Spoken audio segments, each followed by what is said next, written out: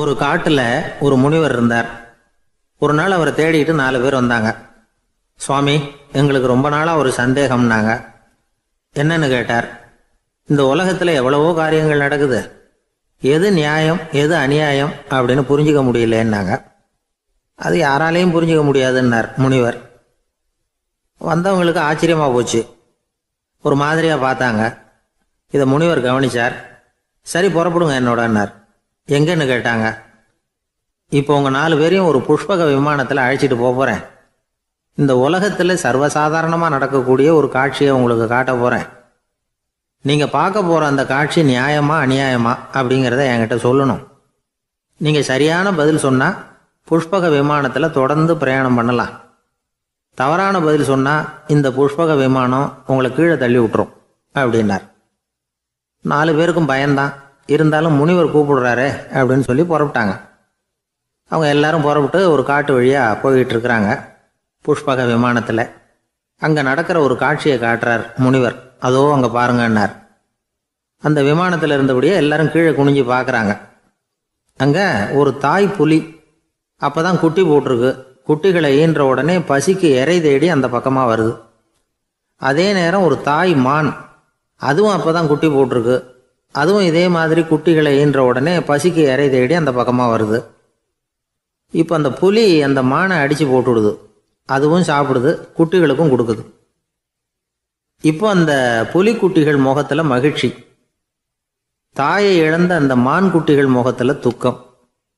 இப்போ அந்த முனிவர் 4 பேர்கிட்டையும் கேட்குறார், நீங்கள் இங்கே பார்த்தீங்களே, இதில் எது நியாயம் எது அநியாயம்? ஒவ்வொருத்தராக சொல்லுங்கள். உங்கள் பதில் சரியில்லைன்னா இந்த விமானம் உங்களை கீழே தள்ளி விட்டுரும். சொல்லுங்கள் பார்க்கலாம்னார். முதல்ல ஒருத்தன் சொன்னான், அந்த புலி செஞ்சது சரிதாங்க. அது பசிக்கு அதுதான் ஆகாரம். தன்னுடைய பசிக்கு தானே இறை தேடிக்கிட்டுது. அதில் என்ன தப்பு? அவ்வளவுதான். அதனால் புலி செஞ்சது நியாயம்தான் அப்படின்னா. அவ்வளவுதான், அந்த விமானம் அவனை அப்படியே கீழே தள்ளி விட்டுட்டுது. அதனால் அவன் கொடுத்த பதில் சரியில்லை அப்படிங்கிறது புரிஞ்சு போச்சு. இப்போ 2வது ஆள் சொன்னான், புலி செஞ்சது பாவம். அந்த தாய்மான் என்ன தப்பு பண்ணிச்சு? இப்போ அந்த குட்டிகளுக்கு யார் ஆதரவு? அதனால் புலி செஞ்சது அநியாயம் அப்படின்னா. அவ்வளவுதான், அவனையும் கீழே தள்ளி விட்டுடுது அந்த விமானம். இந்த பதிலும் சரியில்லை அப்படின்னு ஆயிட்டுது. இப்போ 3வது ஆள் வந்தான். முதல்ல 2 பேர் கீழே விழுந்ததை பார்த்துக்கிட்டு இருந்தான். அதனால் அவன் சொன்னான், ரெண்டுமே நியாயம்தாங்க. புலி இறை தேடினதும் இயற்கை, அதுக்கு மான் இறையானதும் இயற்கை. அதனால் இதில் ஒன்றும் தப்பு இல்லைன்னா. அவ்வளவுதான், அவனையும் அந்த விமானம் கீழே பிடிச்சி தள்ளி விட்டுது. இப்போ 4வது ஆள் வந்தான். முனிவர் கேட்டார், நீயாவது சொல்லுப்பா, இந்த செயலில் எது நியாயம்னார். அவன் தெளிவாக பதில் சொன்னான். அதாவது என்ன சொன்னான்னா, எனக்கு தெரியல அப்படின்னா. அவனை விமானம் கீழே தள்ளலை, சௌரியமாக அழைச்சிட்டு போட்டுது. இவனும் பிரயாணம் சௌக்கியமாக பண்ணானான். ஆக இதுதான் சரியான பதிலுங்கிறத முனிவர் உணர்த்தினார். இந்த கதையிலிருந்து நாம் புரிஞ்சுக்க வேண்டியது என்னன்னா, இந்த உலகத்தில் எவ்வளவோ காரியங்கள் நடக்குது.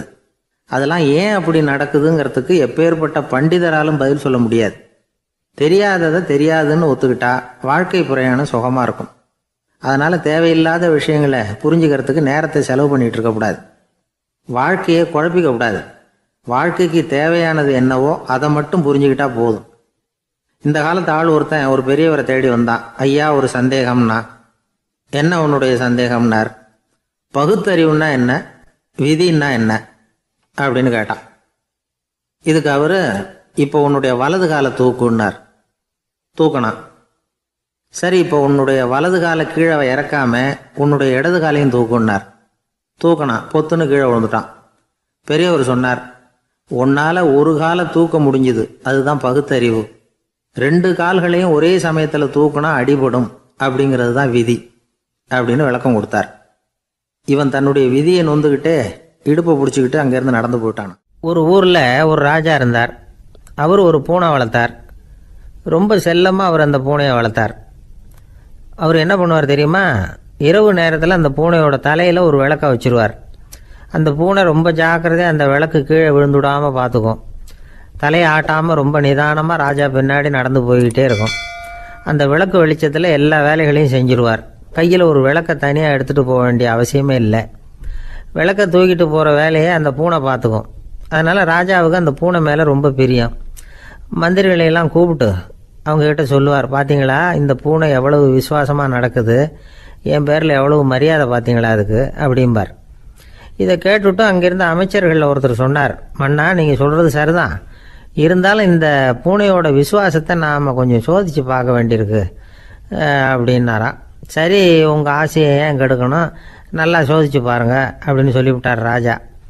உடனே அந்த அமைச்சர் என்ன பண்ணார் தெரியுமா, எங்கேயோ புறப்பட்டு போனார். ஒரு 5-6 எலிகளை பிடிச்சிட்டு வந்தார். அரண்மனையில் ராஜா ஏதோ வேலை பார்த்துக்கிட்டு இருக்கிறாரு. பக்கத்தில் அந்த பூனை ரொம்ப பணிவாக நின்றுக்கிட்டு இருக்குது. அது தலையில் விளக்கு எரிஞ்சிக்கிட்டு இருக்கு. அமைச்சர் தான் பிடிச்சிட்டு வந்த எலிகளை அந்த பூனை பார்வையில் படுறது மாதிரி எதிரில் விட்டார்.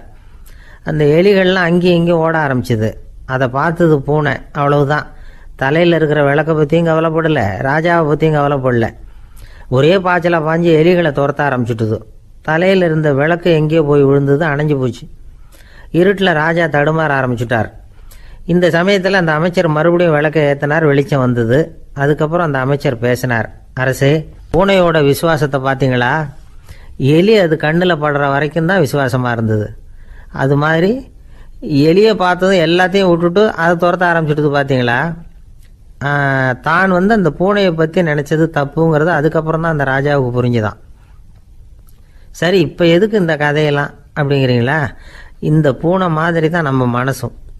மனசை எவ்வளவு தான் பயிற்சி கொடுத்து பக்குவமாக வச்சுருந்தாலும் பார்க்குறதுக்கு பரமசாது மாதிரி தான் இருக்கும். பார்க்க வேண்டியதை பார்த்துட்டுதுன்னா பாஞ்சிரும். இந்த பூனை மாதிரி புலன் இன்ப பொருள்கள் கிட்டாத வரைக்கும் மனம் அடங்கி இருக்கிறது மாதிரி தான் தெரியும். கொஞ்சம் வாய்ப்பு கிடைச்சாலும் அது குதிக்க ஆரம்பிச்சிடும், தப்பு பண்ண ஆரம்பிச்சிடும். பெரிய பெரிய முனிவர்கள் வாழ்க்கையில் நடந்த வீழ்ச்சி இதை தான் நிரூபிக்குது.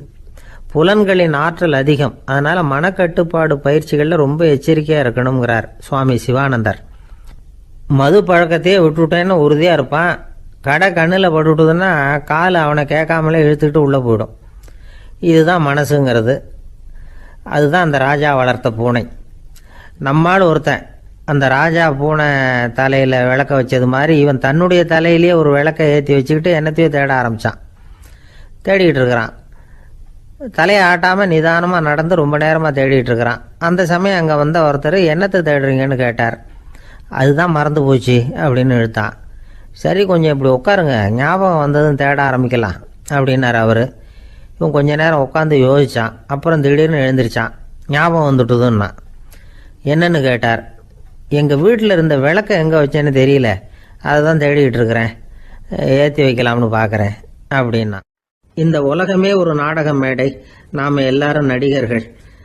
இது ஞானிகள் சொல்கிறது. இது ஒரு பக்கம் இருக்கட்டும். இந்த உலகத்துக்குள்ளே எத்தனையோ நாடக மேடைகள், எத்தனையோ நடிகர்கள், எத்தனையோ நாடகங்கள், இதெல்லாம் எப்படி ஆரம்பமாச்சு? அதுதான் இன்றைக்கி தகவல். அதாவது ஆதி மனிதன் பேச ஆரம்பிக்கிறதுக்கு முன்னாடி சைகையாலேயே எல்லாத்தையும் சொல்லிக்கிட்டு இருந்தான். அதனால் அப்போவே நடிப்பு ஆரம்பமாயிட்டுது. முதல்ல ஒரு வேட்டையைத்தான் அவன் நடித்து காட்டியிருப்பான். இவன் எப்படி போனான், எதிரில் மிருகம் எப்படி வந்தது, அதோட எப்படி சண்டை போட்டான், எப்படி அடித்து கொண்டுகிட்டு வந்தான், இதை அப்படியே மற்றவங்களுக்கு நடித்து காட்டியிருப்பான். ஏன்னா மொழி கிடையாது. இந்த காலத்துலலாம் நாடகங்களில் நடிக்கிறவங்கள நடிகர்கள்ங்கிறோம். ஒரு காலத்தில் இவங்களுக்கு என்ன பேர் தெரியுமா? திஸ்பியர்கள் அப்படின்னு பேரான். இதுக்கு காரணம் உண்டு. அதாவது 2000 வருஷத்துக்கு முன்னாடி கிரீஸ் நாட்டில் திசிபியஸ் அப்படின்னு ஒரு ஆள் இருந்தான். அவன் ஒரு பெரிய நாடக கலைஞன். அவன் சில இளைஞர்களை சேர்த்துக்கிட்டான், பயிற்சி கொடுத்தான், நாடக குழுவை உருவாக்கினான். நடிகர்களையும் நாடகத்துக்கு தேவையான பொருள்களையும் ஏற்றிக்கிட்டு போகிறதுக்கு ஒரு வண்டியையும் தயார் பண்ணான். அந்த வண்டியிலேயே அவன் கிரேக்க நாடு பூராவும் சுற்றினான். ஊர் ஊராக நாடகம் போட்டான். ஒரு ஊருக்கு போனதும் அங்கே நாடகம் நடத்த தியேட்டர் இருக்கா அப்படிங்கன்னெல்லாம் பார்க்கறது இல்லை அவன். ஏன்னா அப்போலாம் தியேட்டர்னா என்னென்ன தெரியாது. நாடகம்னா அது ஒரு மூடிய கொட்டைக்குள்ளே தான் நடத்தணுங்கிறது அப்போ யாருக்குமே தோணலை. இந்த வண்டி போகும், அதுவே ஒரு பகுதி, அப்படியே ஒரு மேடை மாதிரி விரிச்சிக்கும். அதில் ஏறி நின்றுக்கிட்டு நாடகத்தை நடித்து காட்டுவாங்களாம். மக்கள்லாம் எதிரில் தரையில் உட்காந்து அதை பார்த்துக்கிட்டு இருக்கிறது. உலகத்தின் முதல் நடமாடும் தியேட்டர் இதுதானா. இந்த திசிபியஸ் தான் முதலாக உலகத்தில் நாடகம்ங்கிற பொழுதுபோக்கை நடத்தி காட்டினவன் அப்படின்னு சொல்கிறாங்க. அவன் சொந்தமாக நாடகம் எழுதுனா, நடித்தான், நாடகத்தை இயக்கினான். அதனால தான் அவனை first man of the theatre அப்படின்னு சொல்லுவாங்க. அவன் தான் நாடக மேடையின் முன்னோடி. கிரேக்கர் காலத்திலேயே நாடக ஆசிரியர்கள், நடிகர்கள், ரசிகர்கள் இவங்கெல்லாம் உருவாயிட்டாங்களாம். நாடகத்தின் சரித்திரத்தில் இந்த 3 பிரிவும் ரொம்ப முக்கியம். அதாவது கிரேக்க தியேட்டர்கள்லாம் திறந்த வெளி மேடைகள் தான். பெரும்பாலும் மலைச்சரிவுகள், அதுவே படிப்படியாக பண்ணியிருப்பாங்க. கீழே அரைவட்ட வடிவில் மேடை, அதுக்கு ஆர்கெஸ்ட்ரான்னு பேர். பிற்காலத்தில் இதில் உட்காந்து இசைக்குழுவினர் வாய்ச்சதுனால இசைக்குழுவுக்கே ஆர்கெஸ்ட்ராங்கிற பேர் வந்துட்டுது. இப்போ கிரேக்க தியேட்டர்களில் ஒன்று, அதோட காலம் கிமு 340. அதை இன்னமும் பாதுகாத்து வச்சிருக்கிறாங்களாம். எபிடாரஸ் அப்படிங்கிற இடத்துல அது இருக்குதான். இன்னமும் அந்த தியேட்டரை பயன்படுத்திக்கிட்டு வர்றாங்களாம். சிறந்த கிரேக்க நாடகங்கள்லாம் அங்கே நடிக்கிறாங்களாம். ஆரம்ப காலத்திலேயே கட்டணம் கிடையாது. அப்புறம் பின்னாடி தான் நுழைவு கட்டணம்லாம் அப்படியே வந்துட்டு தான். நடிகர்கள் பளபளப்பான ஆடைகள் உடுத்தியிருப்பாங்களாம். இந்த குதிகால் உயர்ந்த காலணிகள் போட்டிருப்பாங்களாம். இதெல்லாம் பழைய குறிப்புகள். பலவிதமான உருவங்களில் மாஸ்க் அப்படின்னு சொல்லப்படுற முகமூடி. அதனால் ஒரே நடிகர் பல வேடங்களில் நடிக்கிறது உண்டான். ஆரம்பத்தில் பெண் நடிகர்கள் கிடையாது, எல்லாம் ஆண் நடிகர்கள் தான். ரோமானியர்கள் தான் முதல் நிரந்தர நாடக மேடையை கட்டினவங்க. அதுதான் முதல் தியேட்டர். கிமு 1048 காலகட்டத்தில் பாம்பிங்கிற நகரத்தில் அதை கட்டியிருக்கிறாங்களாம். கிரேக்க ரோமானிய தியேட்டர்களின் அடிப்படையிலேயே இந்த இத்தாலிய வடிவ அமைப்பாளர்கள் இந்த குதிரை லாட வடிவில் ஒரு ஆடிட்டோரியத்தை உருவாக்கினாங்களாம். இப்படி அதை பற்றி நிறைய தகவல் இருக்குது. 1576 லண்டனில் இந்த வின்ஸ்பர்ரி, அப்புறம் இந்த பில்ட்ஸில், அப்புறம் ஜேம்ஸ் இப்படிங்கிற ஒரு முயற்சியால் தான் இங்கிலாந்தில் முதல் தியேட்டர் உருவாச்சான். அப்படி ஒருத்தர் இருந்தாராம். உலக நாடக மேடையின் வரலாறு இதுதான். அதாவது இப்பெல்லாம் அறிவியல் வளர்ச்சி அதிகமாயிட்டுது. திரைப்படம், தொலைக்காட்சி எல்லாம் வந்தாச்சு. ஒவ்வொரு வீடுமே ஒரு குட்டி தியேட்டர் மாதிரி ஆயிட்டுது. தொலைக்காட்சி முன்னாடி உட்காந்து எழுந்திருக்கவே மனசு வர்றதில்லை. ஒரு அம்மா ஒரு மனோதத்துவ டாக்டரை தேடிட்டு வந்தாங்களாம் இந்த காலத்தில். டாக்டர், எங்கள் வீட்டுக்காரர் எப்போ பார்த்தாலும் டிவி முன்னாடி உட்காந்துக்கிட்டு அதையே வெறிச்சு பார்த்துக்கிட்டு இருக்கிறார், உத்து பார்த்துக்கிட்டு இருக்கார், எனக்கு சந்தேகமாக இருக்குன்னாங்களாம். இது மனக்கோளாறு இல்லைங்க, ஆர்வ கோளாறு, அவ்வளவுதான், இதுக்காக பயப்படாதீங்கன்னாராம் டாக்டர். அப்படி இல்லை டாக்டர், டிவி ஓடும் பொழுது நாம எல்லாம் அதை பார்க்குறோம் சரி, ஆனால் அவர் அப்படி இல்லை, டிவியை நிறுத்தினதுக்கு அப்புறமும் அதையே உத்து பார்த்துட்டு உட்காந்துருக்கிறார், அதனால தான் சந்தேகப்பட்டு உங்ககிட்ட வந்தேன் அப்படின்னாங்களாம். இருட்ட கண்டா பயம் உண்டாவதே அது ஏன்? இப்படி ஒரு கேள்வியை ஒரு பெரியவர்கிட்ட கேட்டாங்க. அதுக்கு அவர் பதில் சொல்றார். மனிதனுடைய ஆதிகால வாழ்க்கையில தொற்றி கொண்ட பயம் இது வேரூன்றி இருக்குது, இன்னமும் போகல. 50,000 வருஷங்களுக்கு முன்னாடி மனுஷன் குகைகள்ல வாழ்ந்தான். பகல்ல பயம் இருக்காது, ராத்திரியில மிருகங்கள் தாக்கும், கொல்லும், நிம்மதியா தூங்க கூட முடியாது. அதனால இந்த மனுஷனுக்கு இரவுன்னா மரணம், பயம் அப்படின்னு பழகி போச்சு. மனிதர்களுடைய எல்லா மனசையும் சேர்த்து மொத்தமா ஒரு மனசு உண்டு. மனிதர்களுடைய நினைவு இந்த மொத்த மனசுல பதிஞ்சிருக்கு, பரவுது. இந்த மொத்த மனசுல இருட்டு பற்றிய பயம் பதிந்து நீடிக்குது அப்படிங்கிறார் அவர். இந்த காலத்துல இரவை பகலாக்கிறதுக்கு எவ்வளவோ விளக்குகள்லாம் வந்தாச்சு. ராத்திரியிலேயும் மிருகங்கள் தாக்குங்கிற நிலைமை இல்லை. பாதுகாப்பான வீடுகள், விலங்குகளும் விலகி போயிடுதா, விலங்குகள்லாம் விலகி போயிடுது, வீடுகளும் பாதுகாப்பா இருக்குது. சரி, இருந்தாலும் அந்த பழங்கால பயம் இருட்டு பயம் இன்னமும் மனுஷனை விட்டு போகல. இன்னொரு விஷயம் என்னன்னா, இருட்டில இருந்து வெளிச்சத்துக்கு வராத மனிதர்கள் இன்னைக்கு அதிகம்.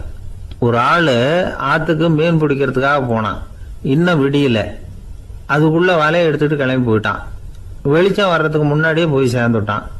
விடிகிற வரைக்கும் என்ன பண்றது, சும்மா கரையிலேயே உட்காந்து காலாட்டிட்டு இருக்கிறான். காலில் ஏதோ ஒரு சின்ன மூட்டை தட்டுப்பட்டுது. இருட்டில் அது என்னன்னு சரியா தெரியல. மூட்டைக்குள்ள சின்ன சின்ன கல்லா நிறைஞ்சி இருக்குது. சும்மா பொழுது போகணுமேங்கிறதுக்காக இவன் அந்த மூட்டைக்குள்ள இருந்து ஒவ்வொரு கல்லா எடுத்து ஆத்துல வீசிக்கிட்டு இருக்கிறான். விடிகிற வரைக்கும் வேற வேலை இல்லைங்கிறதுனால எப்படி செஞ்சுக்கிட்டே உட்காந்துருக்கிறான். கிழக்க மெதுவா வெளிச்சம் தெரிய ஆரம்பிச்சது. பொழுது விடியறதுக்கான அறிகுறி. இதுக்குள்ள அந்த மூட்டையில இருந்த எல்லா கல்லையும் எடுத்து வீசி எறிஞ்சுட்டான். கடைசியா ஒரே ஒரு கல் மட்டும்தான் கையில பாக்கி இருந்தது. வெளிச்சம் வந்ததும் அந்த கல்லை பார்த்தான், அப்படியே திகைச்சு போயிட்டான். அடடா, இது வரைக்கும் தெரியாம தப்பு பண்ணிட்டோமே அப்படின்னு நினைச்சான். ஏன் தெரியுமா, அவன் கையில இருந்தது வெறும் கல் இல்ல, விலை வசந்த ரத்தன கல். அது இருட்டுல என்னன்னு புரியாததுனால மூட்டையில இருந்த எல்லா ரத்தன கல்லையும் ஆத்துல வீசி எறிஞ்சிருக்கிறான். இப்போ அவனுக்கு அழுகே வந்துடும் போல இருந்தது. வாழ்க்கையை வசதி ஆக்கிக்கிறதுக்கான வாய்ப்பு அவனுக்கு இருந்தது, இருந்தாலும் இருட்டில் அதை இழந்துட்டான். அந்த வகையில் அவனுக்கு கொஞ்சம் அதிர்ஷ்டம் இருந்திருக்குது. அதாவது ஏதோ ஒரு வகையில் இருந்திருக்குது. அதனால தான் அந்த கடைசி கல்லை எரியறதுக்குள்ள வெளிச்சம் வந்துட்டுது. பல பேருக்கு அந்த அளவு கூட அதிர்ஷ்டம் வர்றதில்லை. எல்லாத்தையும் வீசினதுக்கு அப்புறம் தான் வெளிச்சம் வரும். என்னென்னு விவரம் தெரியாமலே எழுந்திரிச்சு வந்துடுவாங்க. வாழ்க்கைங்கிறது ஒரு பெரிய புதையல். அதை புரிஞ்சிக்காம மனுஷன் அதை வீசி எரிஞ்சுக்கிட்டு இருக்கான் அப்படிங்கிறது தான் பெரியவங்க கருத்து. சில பேருக்கு புரிஞ்சுக்கிற நேரம் வரும், அதுக்குள்ள வாழ்நாள்லாம் ஓடி போயிருக்கும். அதுக்கப்புறம் என்ன பண்றது? நம்மால் ஒருத்தன் கையில் ஒரு சின்ன பையோட வந்துகிட்டு இருந்தான்.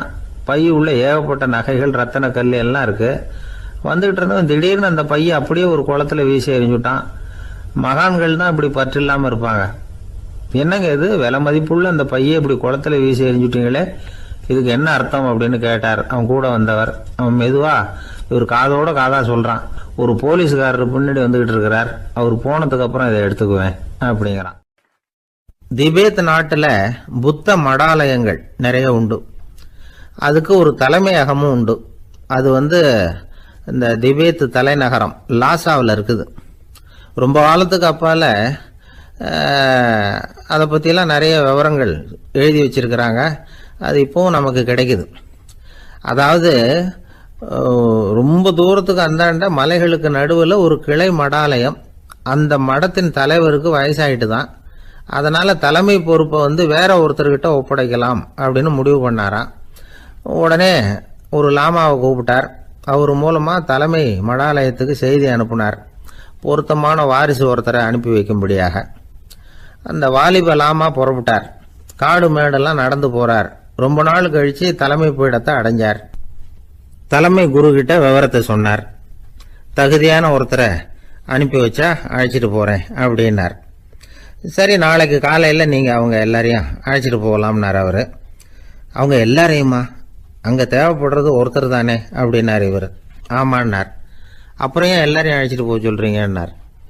அது இப்போ உனக்கு புரியாது. நான் ஒரு 100 பிக்குகளை அனுப்புகிறேன், அதாவது பிட்சுகளை.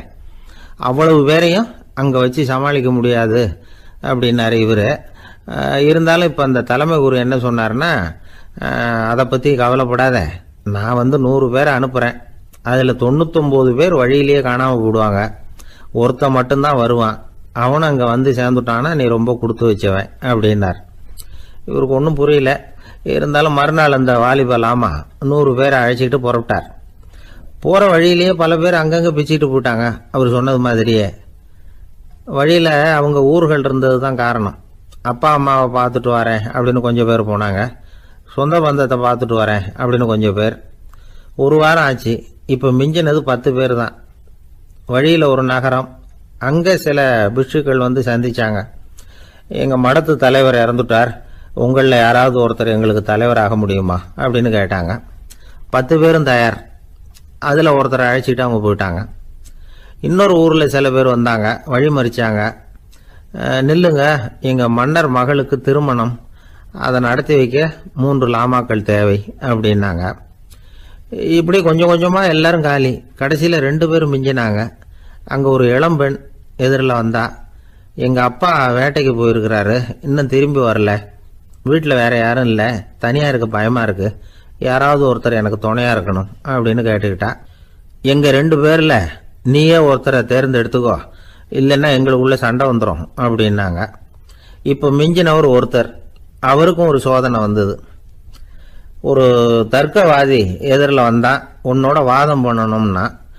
இவனோட வாதம் பண்ணுறேன், அது முடிய ரொம்ப காலம் ஆகலாம், தர்க்கத்தில் நான் ஜெயிச்சா அங்கே வரேன், இல்லைன்னா இவருடைய சீடனை ஆயிடுவேன் அப்படின்னார் அவர். கடைசியாக அழைக்க வந்த வாலிபலாமா மட்டும் வெறும் கையோடு திரும்பி போனார். அங்கே இருந்த வயசான மடாதிபதி கேட்டார், எத்தனை பேர் அங்கேருந்து புறப்பட்டீங்கன்னார். என்னையும் சேர்த்து 101ன்னார் அவர். நல்லது, நீயாவது திரும்பி வந்திய, அதுதான் எனக்கு போதும். ஏன்னா நீ தான் எனக்கு உண்மையான வாரிசு. அந்த 100 பேரில் யாரும் வரமாட்டாங்க அப்படின்னார் அவர். ஏன்னா அவருக்கு தெரியும் இவர் ஒருத்தர் தான் திரும்பி வருவாருங்கிறது. திபேத்தில் ஒரு பழங்கால பழமொழி உண்டாம், 100 பேர் செல்லலாம், எப்பொழுதாவது ஒருவன் அபூர்வமாக அடைய வேண்டிய இடத்தை அடைவான். இதுதான் அந்த பழமொழி. ஒரு உன்னதமான இலக்கை அடையணும்னா அது அவ்வளவு சுலபமான காரியம் இல்லை. இந்த காலத்து மடாலயம் ஒன்று, அதில் ஒரு தலைவர், அவருக்கு வயசாயிட்டுது, தனக்கு ஒரு வாரிசை நியமிக்கணும் அப்படின்னு ஆசைப்பட்டார். ரொம்ப கஷ்டப்பட்டு ஒருத்தரை பிடிச்சார். தனக்கு வாரிசாக நியமிச்சுட்டு அவர் சமாதி ஆகிட்டார். புதுசாக பொறுப்பேற்றுக்கிட்டவர் அப்படியே உட்காந்துருந்தார். அவரை தேடிட்டு பத்திரிகை நிருபர்கள்லாம் வந்தாங்க, கேட்டாங்க. அவர் உங்கள் பொறுப்பில் அவர் பெரியவர் விட்டுட்டு போன இது எவ்வளவு சுமாராக தேரும், எவ்வளவு விட்டுட்டு போனார் அப்படின்னு கேட்டிருக்கிறாங்க. அது என்ன ஒரு 50 லட்சம் இருக்கும் அப்படின்னாராம். அவ்வளவும் பணமா அப்படின்னு கேட்டிருக்காங்க. இல்லைங்க, கடன் அப்படின்னாராம் இவர். இன்பம் துன்பம் இது ரெண்டும் சேர்ந்தது தான் வாழ்க்கை. இது எல்லாரும் சொல்லிகிட்டு இருக்கிற ஒரு உண்மை. அது சரி, இது ரெண்டும் வர்றதுக்கு என்ன காரணம்? துறவி ஒருத்தர் யோசித்து பார்த்துருக்கார். இன்ப துன்பம் தோன்றுவதற்கு முக்கியமாக 6 காரணங்கள் உண்டு அப்படிங்கிறார் அவர். அது என்னங்கிறத நாமளும் தெரிஞ்சு வச்சுக்குவோமே. இப்போ முதல் காரணம் சுயநலம். ஒரு தாயார் தன்னுடைய சுயநலம் கருதி தன்னுடைய மகன் இன்பமாக இருக்கணும்னு ஆசைப்படுறாங்க. மகனும் அப்படியே ஆசைப்படுறான். அதனால் தாயாரின் இன்ப துன்பங்களை பார்த்துட்டு மகனும் இன்ப துன்பம் அடையிறான். அந்த அம்மாவுக்கும் அதே நிலைமை தான். ரெண்டாவது காரணம் உறவு. நான் துறவியான பிறகு கூட உறவுங்கிற காரணத்தினால தான் தாயாருடைய சுக துக்கங்களை கண்டு நானும் சுக துக்கம் அடைகிறேன். என் தாயாருடைய நிலைமையும் இதுதான் அப்படிங்கிறார் ஒரு துறவி. மூணாவது காரணம் என்னென்னா அறிமுகம். எனக்கு அறிமுகமான ஒருத்தரை ரயில் நிலையத்தில் சந்திக்கிறேன். அவர் தன்னுடைய பணப்பையை எங்கேயோ தொலைச்சி விட்டு வருத்தப்பட்டுக்கிட்டு இருக்கிறார். நானும் வருத்தப்படுறேன். அந்த சமயத்தில் யாரோ ஒருத்தர் இதுதானே அவங்க பணப்பை அப்படின்னு சொல்லி கொண்டாந்து நீட்டுறார். பணப்பையை தொலைச்சவர் சந்தோஷப்படுறார், நானும் சந்தோஷப்படுறேன். இது அந்த துறவி சொல்கிற அனுபவம். நாலாவது காரணம் என்னென்னா கருணை. எனக்கு முன்னே தெரியாத ஒருத்தனை யாரோ ஒருத்தன் அடித்து காயப்படுத்தி போடுறான். கருணை காரணமாக நான் அதுக்காக துக்கப்படுறேன். அஞ்சாவது காரணம் எதையும் நம்புறது. ஒரு பசுமாட்டை ஒரு முரணை அடிச்சுக்கிட்டு இருக்கிறான் அப்படின்னு ஒருத்தர் நம்மகிட்ட சொல்கிறாருன்னு வைங்க, உடனே நான் துக்கப்படுறேன்.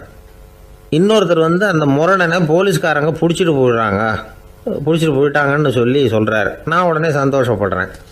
மூணாவதாக ஒருத்தர் முதல் 2 பேரும் சொன்னது பொய்யுங்கிறார். அப்போ நான் இன்ப துன்பம் ரெண்டுமே இல்லாமல் நிம்மதியாக இருக்கிறேன். இது ஒரு விதம். அடுத்தது 6வது காரணம் என்னென்னா தன்மயமாகுதல். ஒரு நாவல் படிச்சுக்கிட்டு இருக்கிறோம், அதில் வர்ற பாத்திரங்களோட நாம் ஒன்றி போயிடுறோம். அதில் வர்ற பாத்திரங்கள் சிரிச்சுதுன்னா நாமளும் சிரிக்கிறோம், அது அழுதுன்னா நாமளும் அழறோம். அதெல்லாம் அந்த துறவி சொல்கிற அனுபவ உண்மைகள். இன்ப துன்பம் இது ரெண்டும் தோன்றுவதற்கு சுயநலம், உறவு, அறிமுகம், கருணை, எதையும் நம்புறது, தன்மயமாகிறது, இது எல்லாம் தான் முக்கிய காரணம் அப்படின்னு அவர் சொல்கிறார். ஆகக்கூடி ஒட்டு மொத்தமாக யோசனை பண்ணி பார்த்தா பிற பொருள்கள் மீது பற்றுதல் காரணமாக தான் நாம் இன்ப துன்பம் அடையிறோம் அப்படிங்கிறத புரிஞ்சிக்க முடியுது. மனுஷன் இன்ப துன்பம் அடையிறதுக்கு 7வது காரணம் கூட ஒன்று உண்டு அப்படின்னு சொல்லிகிட்டே வந்தார் ஒருத்தர். அது என்ன அப்படின்னு கேட்டோம். அதுதான் சார் இந்த நீங்கள் சொல்லிட்டு வர்ற இன்று ஒரு தகவல்னார். எப்படி சொல்கிறீங்கன்னு கேட்டோம். இன்று ஒரு தகவல் கேட்க ஆரம்பிக்கிறப்போ மனசில் இன்பம், ஆரம்பித்த உடனே இது ஏற்கனவே கேட்ட சமாச்சாரமாச்சே அப்படின்னு நினைக்கிறப்போ துன்பம் அப்படின்னு அதுக்கு ஒரு விளக்கம் கொடுத்தார் அவர்.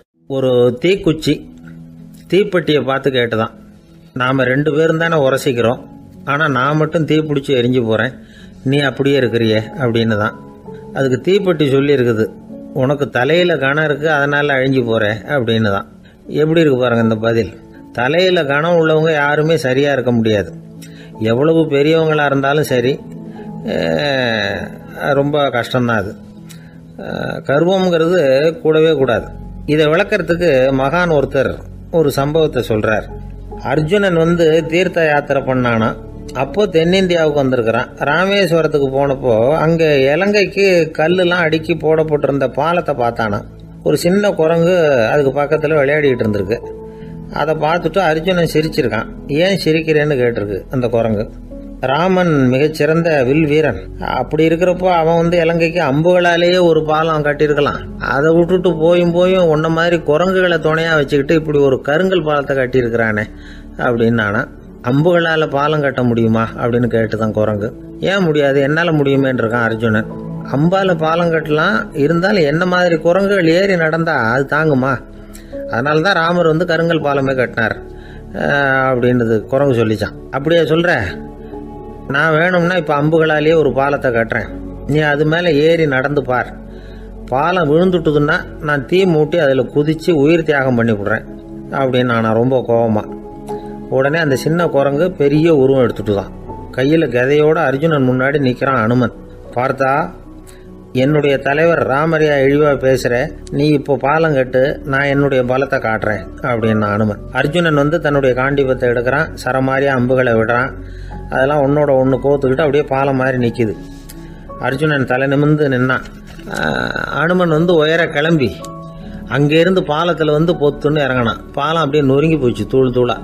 என்ன அர்ஜுனா, இப்போ என்ன செய்ய போற அப்படின்னா ஏளனமா. அர்ஜுனன் தலையை தொங்க போட்டுக்கிட்டான். சொன்னபடி தீ மூட்டி அதில் குதிக்கிறதுக்காக 3 தடவை சுற்றி வந்தான். அப்போது கிருஷ்ணர் அங்கே வந்தார். என்ன அர்ஜுனா, என்ன நடக்குது, என்ன இது அப்படின்னு ஒன்றும் தெரியாத மாதிரி கேட்டார். அர்ஜுனன் வாயை திறக்கிறதுக்கு முன்னாடி அனுமன் வாயை திறந்தான், நடந்ததை சொன்னான். அர்ஜுனன் சவால் விட்டபடி உயிர் திறந்தே ஆகணும்னா அனுமன். கிருஷ்ணர் யோசனை பண்ணார். நல்லது, இந்த சவால் விட்டதுக்கும் நடந்ததுக்கும் யார் சாட்சி? பெரிய ஒருத்தரை சாட்சியாக வச்சுக்கிட்டல்லவா நீங்கள் இந்த போட்டியை நடத்தியிருக்கணும் அப்படின்னார். அதனால் என்ன, இப்போ மறுபடியும் அந்த போட்டியை நடத்திவிட்டா போச்சு, என்னால் அந்த அம்பு பாலத்தை நொறுக்க முடியாதா அப்படின்னா அனுமன். சரி, இப்போ மறுபடியும் அது நடக்கட்டும்னார் கிருஷ்ணர். அர்ஜுனன் அம்பு பாலம் அமைச்சான். அனுமன் ஏறி குதிச்சான். பாலம் அசைஞ்சு கொடுக்கவே இல்லை, அவ்வளோ உறுதியாக இருக்குது. இப்போ அனுமன் தலையை குனிஞ்சுக்கிட்டான். அர்ஜுனன் நன்றியோடு நிமிர்ந்து பார்த்தான். கிருஷ்ணருடைய தோள்கள்லேயும் முதுகள்லேயும் ரத்தம். என்ன சுவாமி, என்ன நடந்ததுன்னு நான் பதறி போய், உன் அம்பு பாலத்தை நான் தான் முட்டு கொடுத்து தாங்கிக்கிட்டு இருந்தேன். அனுமன் குதிச்சப்போ என் மேலே ஏற்பட்ட காயங்கள் இவை. பின்ன உன்னுடைய அம்பு பாலத்தினாலேயா பாலம் நின்றுதுன்னு நினைக்கிற அப்படின்னாரான். முதல்ல அர்ஜுனன், அப்புறம் அனுமன் 2 பேருக்குமே கர்வ பங்கம் ஆயிட்டு தான். அதாவது அவங்க கிட்ட இருந்த கர்வம் போயிட்டுது. யாரா இருந்தாலும் கர்வம் கூடாதுங்கிறத இதிலிருந்து நாம புரிஞ்சுக்கணும். இந்த காலத்துல நாமெல்லாம் எந்த விஷயத்துக்கெல்லாம் கர்வப்பட்டுக்கிட்டு இருக்கோம் தெரியுமா? 2 பெண்கள் தங்களுடைய கணவன்மார்களை பத்தி ரொம்ப பெருமையா பேசிக்கிட்டாங்களாம். அதுல ஒரு அம்மா சொல்லியிருக்கு, என் வீட்டுக்காரர்கிட்ட எந்த சப்ஜெக்ட் கொடுத்தாலும் சரி, அந்த விஷயத்தை பத்தி அழகா 1 மணி நேரம் பேசுவார் அப்படின்னாங்களாம். உடனே இன்னொரு அம்மா, அது என்ன பிரமாதம், என் வீட்டுக்காரருக்கு சப்ஜெக்டே தேவையில்லை, விஷயமே இல்லாம நாள் பூரா பேசிக்கிட்டு இருப்பார் அப்படின்னாங்களாம். அந்த மரத்தின் உச்சியில ஒரு பறவை கூடு, ஏதோ ஒரு பறவை கூடு கட்டி இருந்தது. அது என்ன பறவைன்னா ராஜாளி. ஒரு குரங்கு அந்த மரத்து கிளையில தாவி தாவி குதிச்சுக்கிட்டு இருந்தது. அப்போ இந்த கூட்டுல இருந்த முட்டை அது கண்ணுல போட்டுட்டுது. அதுக்கப்புறம் அது சும்மா இருக்குமா, விளையாட்டா ஒரு முட்டையை எடுத்தது, மரத்தை விட்டு கீழே இறங்குச்சு. கீழே ஒரு குப்பை மேட்டில் ஒரு கோழி சில முட்டைகளை அது பாட்டுக்கு இட்டு வச்சிருந்தது.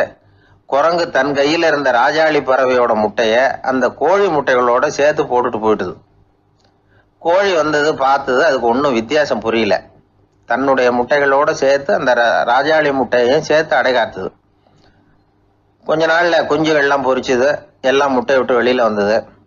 ராஜாளி பறவையோட குஞ்சு அந்த கோழி குஞ்சுகளோடவே சேர்ந்து வளர்ந்தது. மற்ற கோழி குஞ்சுகள் போலவே இதுவும் குப்பையை கிளறிச்சு புழு பூச்சிகளை சாப்பிட்டது. காக்கைகள் தாக்கிறதுக்கு வந்ததுன்னா மற்ற கோழி குஞ்சுகள் மாதிரியே இதுவும் பயந்து போய் தாய் கோழியின் சிறகுகளுக்கு உள்ள ஒளிஞ்சுக்கும். இப்படியே கொஞ்ச காலம் போச்சு. குஞ்சுகள்லாம் வளர்ந்து பெருசாயிட்டுது. சிலது சேவல்களாச்சு, சிலது கோழிகளாச்சு. அந்த ஒண்ணு மட்டும் ராஜாளி ஆச்சு. ஆனா ஒரு விஷயம், தான் ஒரு ராஜாளிங்கிறது அந்த பறவைக்கு தெரியாது. தன்னையும் ஒரு கோழின்னே அது நினைச்சுக்கிட்டு இருக்கு. அப்படி நினைச்சுக்கிட்டு குப்பை மேட்டை கிளறிக்கிட்டு இருக்கு. ஒரு நாள் சாயந்தர நேரம் இந்த ராஜாளி பறவை கீழே அது பாட்டுக்கு வழக்கம் போல குப்பையை கிளறிக்கிட்டு இருக்குது. அப்போ அண்ணாந்து பாக்குது. வானத்துல உயரத்துல கூட்டமா ராஜாளி பறவைகள் உல்லாசமா வட்டம் அடிச்சு பறந்துகிட்டு இருக்கு. அதே இது பாக்குது. இதுக்கு மனசுக்குள்ள ஏக்கமா போச்சான். அப்போ இதுக்கு ஆண்டவன் பேர்ல கோபம் வந்துதான்.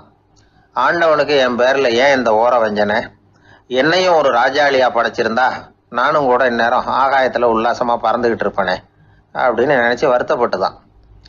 இது வேடிக்கையா இருக்குல்ல. ஒரு வகையில பார்த்தா நாம கூட இந்த ராஜாளி பறவை மாதிரி தான் வாழ்ந்துகிட்டு இருக்கோம் அப்படிங்கிறார் ஒரு உளவியல் நிபுணர். நம்மால எவ்வளவு வேலை செய்ய முடியும் அப்படின்னு நாம நினைச்சுக்கிட்டு இருக்கிறோமோ அதை விட பல மடங்கு நம்மால வேலை செய்ய முடியுமா, பல மடங்கு வேகமாவும் வேலை செய்ய முடியும் அப்படிங்கிறார் அவர்.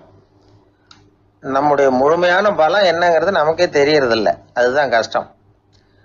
நம்முடைய பலம் தெரியாததுனாலதான் நாம எதுக்கு எடுத்தாலும் பயந்துகிட்டு இருக்கிறோம். ஒரு ஆள் இருந்தான், அவனுக்கு எப்படின்னா கோழியை கண்டா பயப்படுவான். ஏன் கோழியை கண்டா பயம்னா, அவனுக்கு மனசுக்குள்ள தான் ஒரு புழுன்னு நினைப்பு. தன்னை ஒரு புழுவா நினைக்கும் பொழுது, புழுன்னா கோழி வந்து கொத்தும்ல, அதனால கோழியை கண்டு பயப்பட ஆரம்பிச்சிட்டான். இவன் நடுங்கிடுவான். எதிரில் கோழி வந்ததுன்னா உடம்பு பூரா நடுங்க ஆரம்பிச்சிடும். வீட்டில் இருக்கிறவங்க பார்த்தாங்க. இவனை அழைச்சிட்டு போய் ஒரு மனநோய் மருத்துவமனையில சேர்த்துட்டாங்க. அங்கே உள்ள டாக்டர் இவருக்கு சிகிச்சையெல்லாம் கொடுத்தார். ஒரு வாரம் இவனை தங்க வச்சு வேண்டிய சிகிச்சையெல்லாம் கொடுத்து மன ரீதியாக அவனை மாற்றி, சரி இனிமேல் நீ வீட்டுக்கு போகலாம்னு சொல்லி அனுப்பி வச்சார். வீட்டுக்கு புறப்பட்டான்.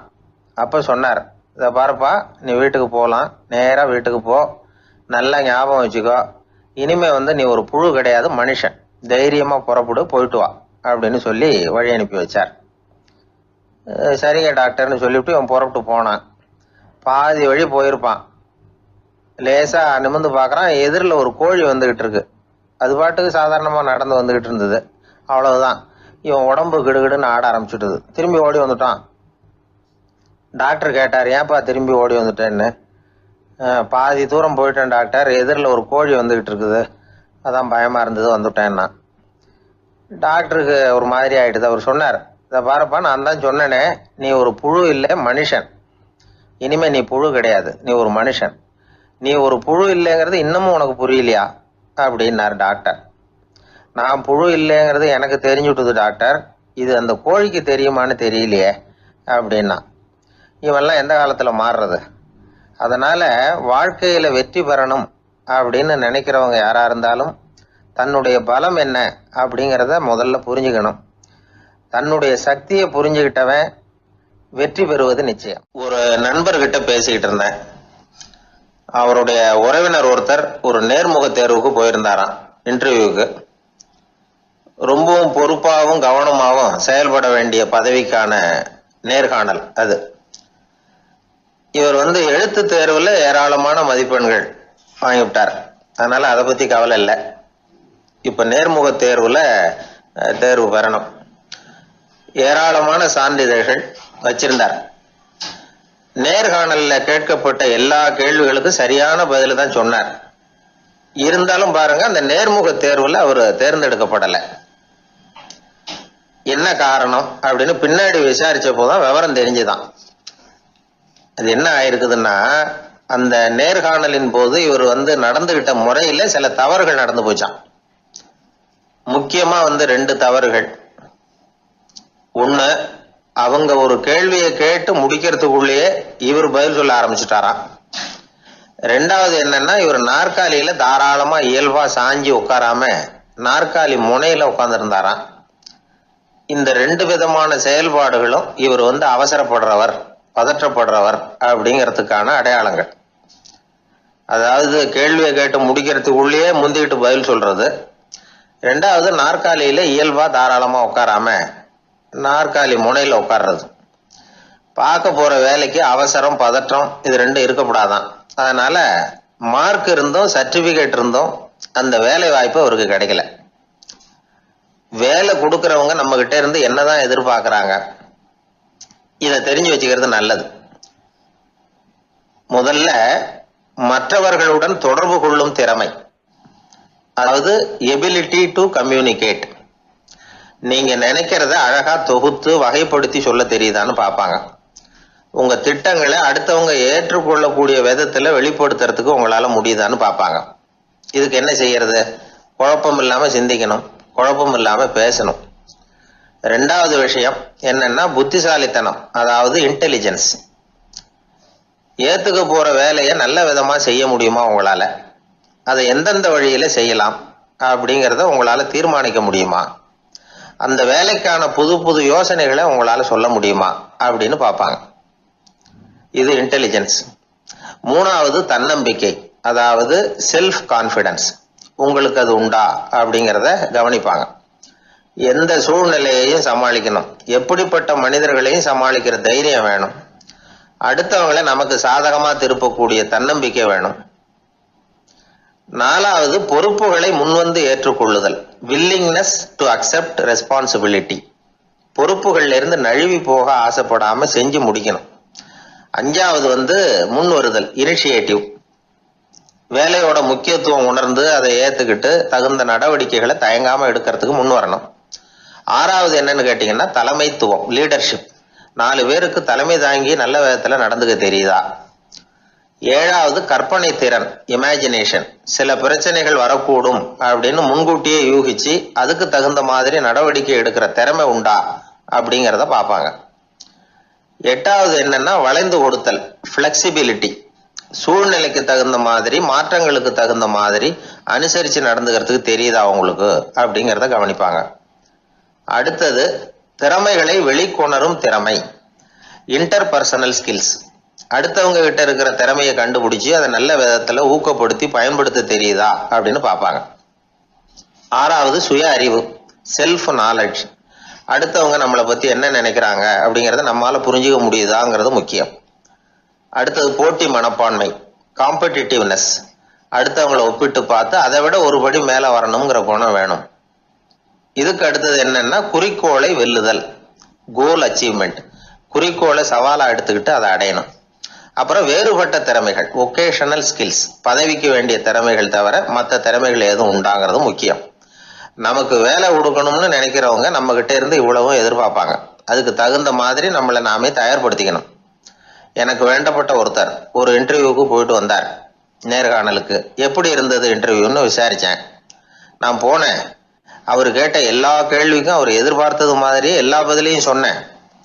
கடைசியா நான் எதிர்பார்க்காத ஒரு தகவலை அவர் சொன்னார் அப்படின்னார். என்னன்னு கேட்டேன். அவரும் என்ன மாதிரியே இன்டர்வியூக்கு வந்தவர் தானா, சும்மா என்ன கேள்வி கேட்டுக்கிட்டு உட்காந்துருந்தாராம் அப்படின்னார். அதனால ஒரு நேர்காணலுக்கு போறதுக்கு முன்னாடி என்ன எதிர்பார்க்கறாங்க அப்படிங்கறத தெரிஞ்சுக்கிட்டு போனா வெற்றி நிச்சயம். என்னை தேடி ஒருத்தர் வந்தார். எனக்கு ரொம்ப நாளா ஒரு சந்தேகம், அதுக்கு உங்களை கேட்டு விளக்கம் பெறணும்னு வந்திருக்கிறேன்னார். என்ன உங்க சந்தேகம்னு கேட்டேன். யாரு என்ன பார்த்தாலும் உடனே முகத்தை திருப்பிட்டு போடுறாங்க சார், அதுக்கு என்ன காரணம்னு எனக்கு தெரியல, அதுதான் உங்களை கேட்டு தெரிஞ்சுக்கலாம்னு வந்திருக்கிறேன்னார். உங்களுக்கே தெரியலன்னா எனக்கு எப்படி தெரியும்னு, இருந்தாலும் உங்களுக்கு அனுபவம் இருக்குமேன்னார். அது சரி, உங்ககிட்ட பிரியமா பேசுற நண்பர்களே கிடையாதா அப்படின்னு கேட்டேன். அப்படி யாருமே இல்லைங்க அப்படின்னார். அப்படின்னா உங்ககிட்ட தான் ஏதோ குறை இருக்கு, உங்க பழக்க வழக்கத்தை கொஞ்சம் மாத்திக்கிட்டா எல்லாம் சரியா போடும் அப்படின்னா. என்ன செய்ய சொல்றீங்கன்னார். உங்களுக்கு நிறைய நண்பர்கள் தேவைன்னு, கிடைக்க மாட்டேங்கிறாங்களேன்னார். அதுக்கு சில வழிகள் இருக்குன்னு. அப்படியானார். அதிகமா நமக்கு நண்பர்கள் கிடைக்கணும்னா அதுக்குன்னு சில உத்திகள் இருக்கிறதாக அமெரிக்க எழுத்தாளர் ஒருத்தர் சொல்லியிருக்கிறார். சரி, அப்படி அவர் என்னதான் சொல்லியிருக்கிறார் அப்படின்னா வரிசையா சொல்றேன் கேட்டுங்க அப்படின்னு சொல்லி அவர்கிட்ட சொல்ல ஆரம்பிச்சேன். அதாவது முதல்ல நாம தெரிஞ்சுக்க வேண்டியது என்னன்னா, எப்ப பார்த்தாலும் நம்மளை பத்தியே பேசிட்டு இருக்க கூடாது. நமக்கு எதிரில் உட்கார்ந்து இருக்கிறவங்க நிறைய பேசுறதுக்கு வாய்ப்பு கொடுக்கணும். அவர் பேசுற விஷயம் எதுவா இருந்தாலும் எப்படி இருந்தாலும் ஆமா நல்லது அப்படின்னு சொல்லி ஏத்துக்கணும். இது முதல் கருத்து. 2வது என்ன சொல்றாங்கன்னா, கூடுமான வரைக்கும் யாருகிட்டையும் அனாவசியமா வாதம் பண்ணிட்டு இருக்க கூடாது. 3வது கருத்து என்னன்னா, எந்த பிரச்சனையையும் அடுத்தவங்க கண்ணோட்டத்திலேயே பார்க்கணும், நம்ம பார்வையிலேயே பார்த்துட்டு இருக்க கூடாது. எப்பொழுதுமே அடுத்தவங்களுடைய மனோபாவத்தை நாம புரிஞ்சு வச்சுக்கிட்டோம்னா நம்மளை யாராலும் ஜெயிக்க முடியாது. 4வது கருத்து என்ன சொல்றாங்கன்னா, ஒருத்தர்கிட்ட பேச ஆரம்பிக்கும் பொழுது இயல்பா அன்பா ஆரம்பிக்கணும். இப்போ உதாரணத்துக்கு ஒண்ணு சொல்லணும்னா, உங்களுக்கு இந்த சட்டை ரொம்ப பொருத்தமா இருக்குது அப்படின்னு ஆரம்பிக்கலாம். அதை விட்டுட்டு அன்னைக்கு என்ன சார் என்ன அம்போன்னு விட்டுட்டு போயிட்டீங்க அப்படின்னு ஆரம்பிக்க கூடாது. 5வது விஷயம், நம்முடைய தவறுகளை தயக்கம் இல்லாம ஒத்துக்கணும், அப்படி ஒப்புக்கொள்ள கூச்சப்படக்கூடாது.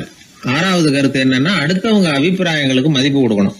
நீங்க சொல்றது தப்பு சார் அப்படின்னு முகத்தில் அடிச்சது மாதிரி பேசக்கூடாது.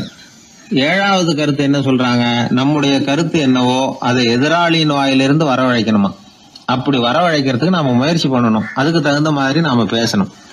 8வது குறிப்பு என்னன்னா, சில பேர் எப்ப பார்த்தாலும் சவால் விட்டுக்கிட்டே இருப்பாங்க, அனாவசியமா சவால் விடக்கூடாது. 9வது யோசனை, நம்ம யோசனையை புதிய முறையில சொல்லி பார்க்கலாம். மற்றவர்கள் சொல்லுகிற யோசனையை ஏத்துக்கணும். அந்த யோசனை மகா மோசமானதா இருந்தா கூட அதை ஏத்துக்கிற மாதிரி கூட நடிக்கலாம், அதுல ஒன்றும் தப்பு இல்லை. 10வது குறிப்பு ரொம்ப முக்கியமானது, அதாவது அனாவசியமா பொய் சொல்லக்கூடாது.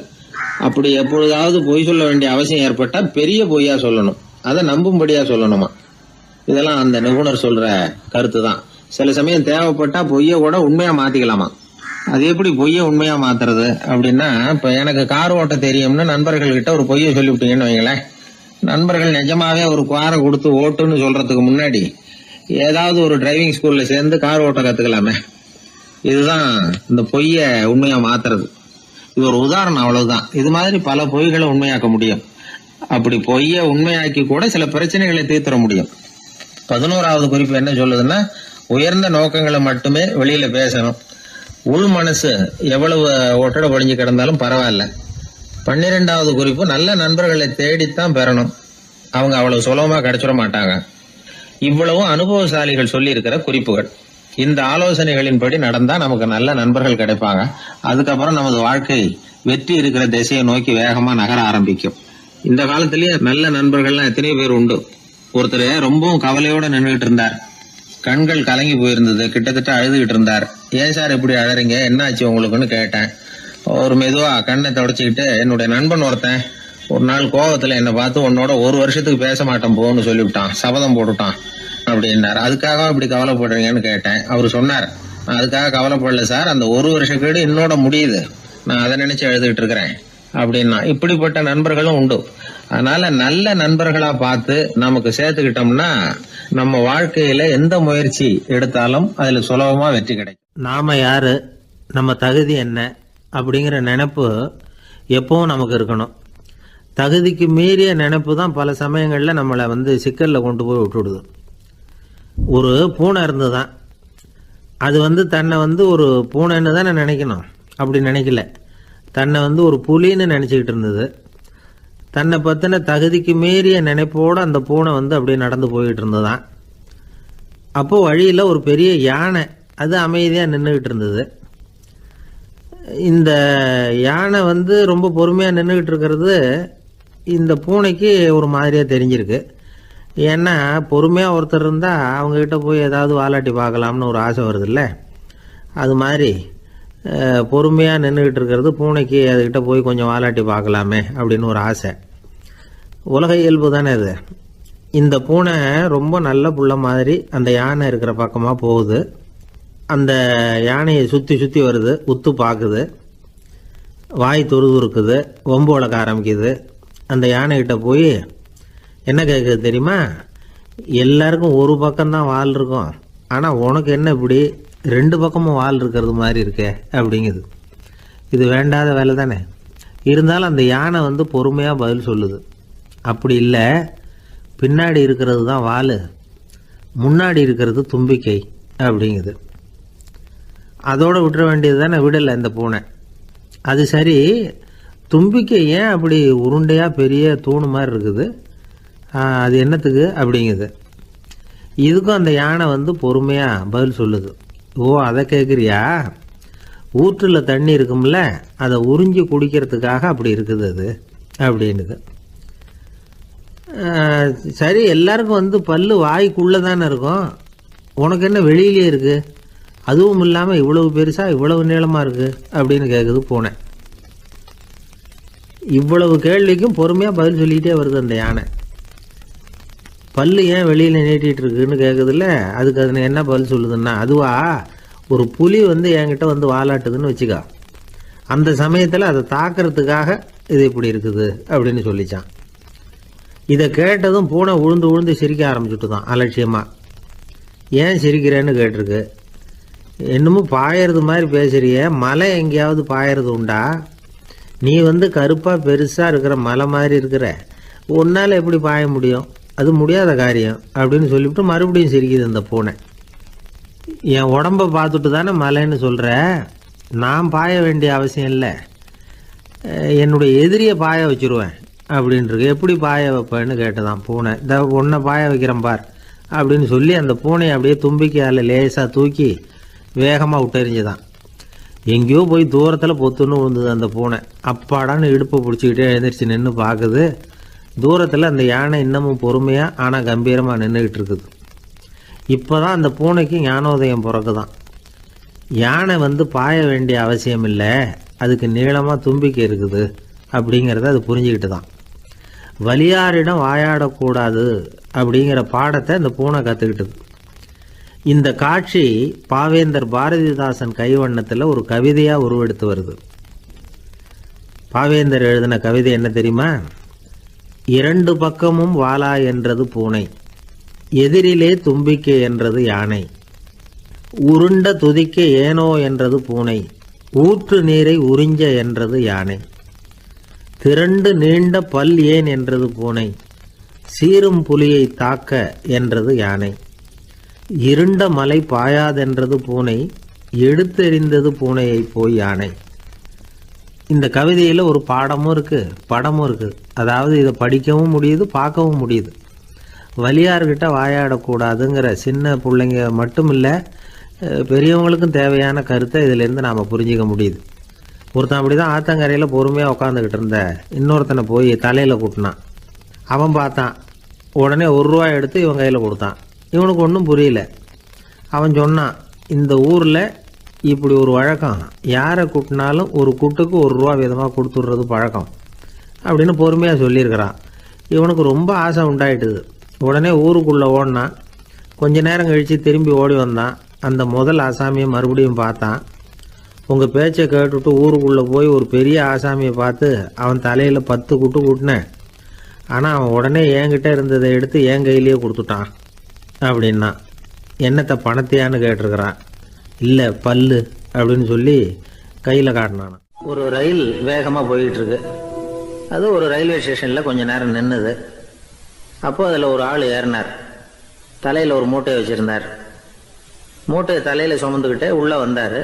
மூட்டையை தலையில் சுமந்துக்கிட்டே ஒரு இடத்துல உட்காந்தார். ரயில் மறுபடியும் புறப்பட்டது. இவர் தன் தலையில் இருந்த மூட்டையை கீழே இறக்கி வைக்கணும்ல, வைக்கல, சுமந்துக்கிட்டே வரார். எதிரில் உட்காந்துருந்தவர் கேட்டார், ஏங்க ஏன் இப்படியே உட்காந்துருக்குறீங்க தலையில் மூட்டையை வச்சுக்கிட்டு, மூட்டையை கீழே இறக்கி வைக்கலாமே அப்படின்னார். வேணாங்க, பாவம், தலையில் இருக்கிற மூட்டையை இறக்கி ரயிலில் வச்சா ரயிலுக்கு பாரம் அதிகமாக இருக்கும் அப்படின்னார் அவர். இப்படி ஒரு ஆளை பார்த்தா நமக்கு சிரிப்பு தான் வரும். ஏன்னா ரயிலுங்கிறது அந்த மூட்டையையும் சேர்த்து சுமந்துக்கிட்டு தான் போகுது. அவன் அந்த மூட்டையை தலையில் வச்சுருந்தாலும் ஒன்று தான், தரையில் வச்சுருந்தாலும் ஒன்று தான். அதனால் ரயிலுக்கு எந்த மாற்றமும் ஏற்பட போகிறதில்ல. அதே மாதிரி தான் நம்ம மனமும். இதுவும் ஒரு தேவையில்லாத சுமை, அனாவசியமாக சுமந்துக்கிட்டு இருக்கிறோம். இதை கீழே இறக்கி வச்சுட்டா வாழ்க்கை பிரயாணம் சுகமாக இருக்கும். ரயில் பிரயாணம் பண்ணுற அந்த ஆள் மூட்டையை சுமக்கிறான், வாழ்க்கை பிரயாணம் பண்ணுற நாம மனசை சுமக்கிறோம். இது ரெண்டுக்கும் எந்த வித்தியாசமும் இல்லை. மனசை கீழே இறக்கி வச்சுட்டா பாரம் இல்லாமல் வாழலாம், பறவைகள் மாதிரி பறக்கலாம், குழந்தைகள் மாதிரி கள்ளங்கபடம் இல்லாமல் வாழலாம். இந்த வெளி உலகத்தில் நாம் நிலை பெற்று இருக்கணும், வேரூன்றி இருக்கணும். அதே சமயம் நம்முடைய உள்வெளியில் ஆன்மீக வாழ்க்கையில் பாரம் இல்லாமல் இருக்கணும். அப்போ பறக்கணும், நதியை போல் ஓடணும், மிதக்கணும். பயணம் சுகமாக இருக்கும், களைப்பு தெரியாது, கவலை தெரியாது. ஒரு சீடன் போதி தர்மரை நாடி வந்தான். குருவே, நீங்கள் என்ன வெறுமையாக இருக்க சொன்னீங்க, நான் இப்போ மறுபடியும் வெறுமையானவன் ஆகிட்டேன், அதனால் இப்போ என்ன செய்ய சொல்கிறீங்க என்ன அப்படின்னு சொல்லி நின்னான். உடனே அந்த குரு பக்கத்தில் இருந்த ஒரு குச்சியை எடுத்து அவன் தலையில் அடித்து, போய் அந்த வெற்றுத்தன்மையையும் வீசி எறிந்து விட்டு வா அப்படின்னார். நான் இப்போ காலியாக இருக்கிறேன்னு ஒருத்தன் சொல்கிறான்னு வச்சுங்க, அது உண்மை இல்லை. ஏன்னா இன்னமும் அதில் நான்கிற எண்ணம் இருக்குது. எந்த சிந்தனையும் இல்லாமல் இருக்கிறது கடினம்தான். ஆனாலும் மனிதன் அதில் உள்ள நுட்பத்தை புரிஞ்சுக்கிட்டான்னா இவ்வளவு தூரம் தூக்கி சுமந்துக்கிட்டு வந்த அந்த மனதின் முட்டாள்தனத்தை அவனே பார்த்துட்டு சிரிப்பான். இதுதான் பெரியவங்க சொல்லியிருக்கிற ஆலோசனை. நம்மால் ஒருத்தன் தலையில் ஒரு பெரிய மூங்கில் கூடையோட ரயிலில் உட்காந்தான். கூடை தலையில் இருந்தது, கீழே இறக்கி வைக்கல.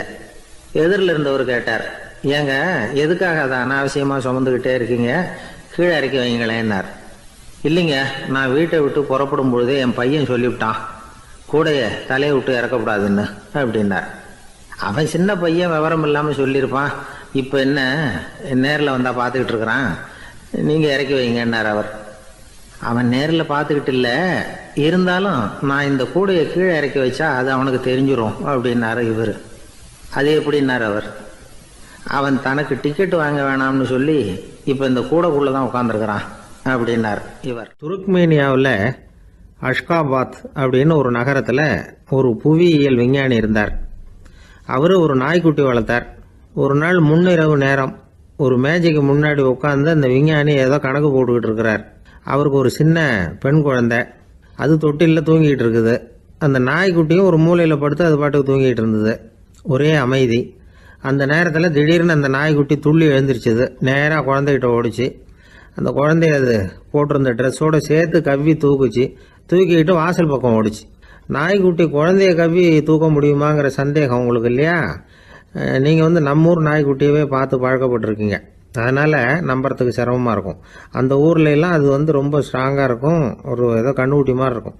விஞ்ஞானி அதை பார்த்துட்டார். உடனே அந்த நாய்க்கு வெறி பிடிச்சிட்டுதுன்னு முடிவு பண்ணிட்டு தன்னோட கை துப்பாக்கி எடுத்துக்கிட்டு ஓடி வந்தார். அவர் வெளியில் நாய்க்குட்டி எங்கே அப்படின்னு பார்த்து தேடுறார். அந்த நேரத்தில் அந்த வீடு இடிஞ்சு விழுது. காரணம் பூமி அதிர்ச்சி. இப்படி பூமி அதிர்ச்சி உண்டாக போகுதுங்கிறது அந்த நாய்க்குட்டிக்கு முன்னாடியே தெரிஞ்சு போச்சு. அதுதான் குழந்தைய தூக்கிட்டு வெளியில் ஓடி வந்திருக்குது. அது மூலமாக அந்த குடும்பத்தையே காப்பாற்றிருக்குது அந்த நாய்க்குட்டி. இந்த சம்பவம் நடக்கிறதுக்கு 3 நாளைக்கு முன்னாடியே சில பிராணிகளுக்கு இப்படி நடக்க போகுதுங்கிறது தெரிஞ்சிருக்குதான். ஆமாம், அந்த நகரத்தில் 3 நாளைக்கு முன்னாடியே பாம்பு, பல்லி இதெல்லாம் அது தங்கியிருந்த வலையை விட்டு வெளியில் ஓடி வந்துட்டுது. அதே மாதிரி அங்கிருந்த புறாவெல்லாம் பறந்து போயிடுச்சான். இதே மாதிரி யுகோஸ்லோவியாவில் கூட ஒரு நகரம். அங்கே ஒரு நாள் ராத்திரி ஒரு மிருக காட்சி சாலையில் திடீர்னு ஒரு பெரிய கலவரம், கூச்சல், குழப்பம். அங்கே இருந்த கழுதை, புலி, யானை, பறவை எல்லாம் கண்ணாபின்னான்னு கத்த ஆரம்பிச்சுட்டுது. நீர் யானை அதுக்குன்னு போட்டிருந்த தடுப்பையே தாண்டி குதிச்சு வெளியில் வந்துட்டுதான். மறுநாள் தான் எல்லாருக்கும் விஷயம் புரிஞ்சுது. அடுத்த நாள் காலையில் அங்கே பூமி அதிர்ச்சி உண்டாயிட்டுது. இப்போ பாருங்க, அதாவது மனுஷனை போய் தீர்க்க தரிசி அது இதுன்னு சொல்லிட்டு இருக்கிறோம். இவனை விட அது பரவாயில்லைன்னு தோணுது. அதாவது மிருகங்கள் ஒன்று நடக்க போகுதுங்கிறத முன்னாடியே புரிஞ்சுக்குதே. சரி, இதெல்லாம் எப்படி அது முன்கூட்டி புரிஞ்சுக்குது? அதுதான் படைப்பு ரகசியம். அதை கண்டுபிடிக்கிறதுக்கு தான் மனுஷன் ஆராய்ச்சி பண்ணிட்டு இருக்கிறான். விஞ்ஞானிகளோட ஆராய்ச்சியெல்லாம் ஒரு பக்கம் இருக்கட்டும், வீட்டுக்குள்ளேயே சில ஆராய்ச்சி பண்ணி பாருங்களேன். இப்போ சில யோசனை சொல்லி அதை சோதனை பண்ணி பாருங்க அப்படின்னு ஒருத்தர் சொன்னாராம். அதாவது இப்போ மழை வருமா வராதா அப்படின்னு தெரிஞ்சுக்கணுமா, உடனே ஒரு பூனைக்குட்டி பின்னாடியே மெதுவாக போய் அது என்ன செய்யுதுன்னு கவனித்து பார்க்கணும். பூனைக்குட்டி தன்னோட பாதத்தினால சுகத்தில் அப்படி கீறிக்கிட்டு இருக்கும். அப்படி கீறினா கண்டிப்பாக மழை வரும். சில சமயம் பூனைக்குட்டி அப்படி மல்லாந்து படுத்துக்கிட்டு பாதத்தை உயர தூக்கும். அப்படியும் எப்படியும் புரளும். இப்படி செஞ்சதுன்னா அன்னைக்கும் மழை இருக்காது. அதனால் முன்னாடி இருந்தது மழை வர்றதுக்கு அறிகுறி, இது மழை இல்லைங்கிறதுக்கு அறிகுறி. பறவைகள், பிராணிகள் இதுகளோட நடவடிக்கைகளை பார்த்துட்டு அதையெல்லாம் அடிப்படையாக வச்சு தான் காலநிலையை கண்டுபிடிக்கிற கருவிகளை கண்டுபிடிச்சிருக்கிறாங்க. வாத்து இருக்குல்ல, சில சமயம் தன்னோட அழகை தன்னோட இறகுகளில் அப்படியே புதைச்சிக்கும். அப்படி செஞ்சால் குளிர்காலம் வரப்போகுதுன்னு அர்த்தம். பருவநிலை குளிராக மாறப்போகுதுங்கிறதுக்கு இதுதான் அறிகுறி. சிட்டுக்குருவி இருக்குதுல்ல, அதெல்லாம் புழுதியில் விழுந்து புரளும். சிறகுகளை படபடன்னு அடிச்சுக்கும். அப்படி செஞ்சால் மழை வரப்போகுதுன்னு அர்த்தம். ஒன்று மட்டும் நாம் நல்லா தெரிஞ்சுக்கணும். இயற்கையின் சீற்றம்னு சொல்கிறோம் இல்லையா, இயற்கை ஏன் நம்ம மேலே கோவப்படுது? இயற்கையை நாம் அனுசரித்து போகிறதில்ல, அதனால் கோவப்படுது. காடுகளை அழிக்கப்படாது, விலங்குகளை கொல்லப்படாது, இயற்கை ஏற்படுத்தி வச்சிருக்கிற சமநிலையை கெடுக்கப்படாது. அதை புரிஞ்சுக்கிட்டு வாழ்ந்தோம்னா பூமியும் நடுங்காது, நாமளும் நடுங்க வேண்டிய அவசியம் இருக்காது. ஒருத்தர் இருந்தார், சாராய கடைக்கு போனாராம். நிறைய சாப்பிட்டார். அப்புறம் சொன்னார், இது ரொம்ப அற்புதமான சரக்கு போல இருக்கு. உள்ளே போன உடனே இந்த பூமியே நடுங்கிறது மாதிரி இருக்கு எனக்கு அப்படின்னாராம். இதுக்கு கடைக்காரர் சொல்லியிருக்கார், நீங்கள் சாப்பிட்டது வெறும் பச்சை தண்ணி தாங்க, இப்போ ஏற்பட்டிருக்கிறது நிஜம் பூமி அதிர்ச்சி அப்படின்னாராம். ஒரு ஊரில் ஒரு புகழ்பெற்ற பத்திரிகையாளர் இருந்தார். அவர் ஒரு நாள் திடீர்னு இறந்து போயிட்டார். அதுக்கப்புறம் நேராக சொர்க்கத்துக்கு போனார். சொர்க்கத்தின் வாசலில் நின்றுக்கிட்டு இருந்த ஒருத்தர் அவரை தடுத்தார். இதை பாரு, ஏற்கனவே இங்கே 12 பத்திரிகையாளர்கள் இருக்கிறாங்க, அவங்களுக்கு இங்கே வேலை இல்லை. அதுக்கு என்ன காரணம்னா, சொர்க்கத்தில் திடுக்கிடும் செய்திகள்லாம் ஒன்றும் கிடையாது.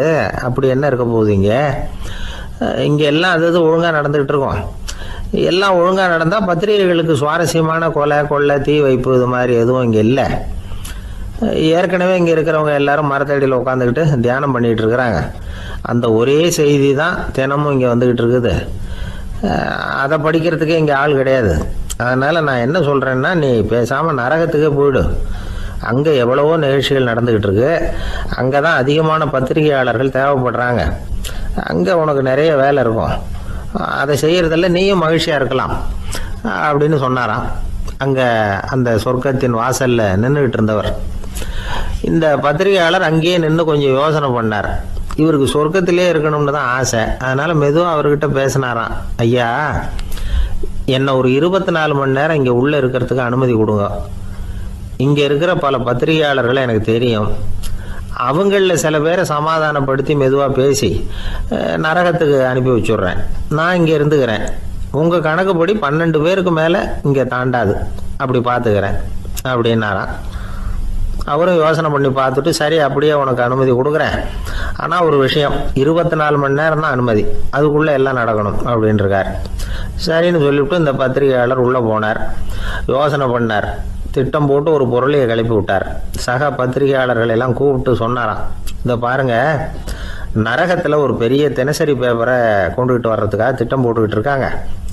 அதுக்கு பல அதிகாரிகள் தேவைப்படுறாங்க, நிறைய சம்பளம் கிடைக்கும்.